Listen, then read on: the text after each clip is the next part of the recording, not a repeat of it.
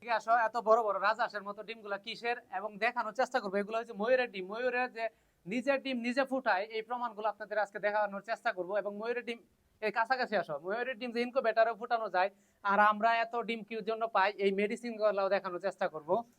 আপনারা দেখতে পাচ্ছেন এই যে আমি এই কর্নারে কিন্তু একটু পিছাও, নাহলে দেখা যাবে না। আমি এই যে কর্নারে উপরে আমি একটা সেট করে দিছিলাম দাঁড়ানোর জন্য। এই কর্নারে আমরা এই যে খড় দিয়ে দিছি, এই কর্নারে কিন্তু আমরা ডিম গুলাই যেভাবে বসিয়ে দিচ্ছি, আমাদের ময়ূরে কিন্তু মাটিতে এই ডিম দেয়, আর এই ডিম গুলাই যেভাবে দিয়ে দিচ্ছি নিচে, যাতে ময়ূরে নিজে দিয়া নিজে তা দিয়া যাতে বাচ্চাগুলা ফুটাইতে পারে। আমরা কিন্তু পাশাপাশি ইনকিউবেটর মেশিনেও কিন্তু এগুলা ডিম ফুটাচ্ছি, এবং আমি গত সিজনে দেখাইছি যে আমরা দেশি মুরগি দিয়েও ডিম ফুটাইছি।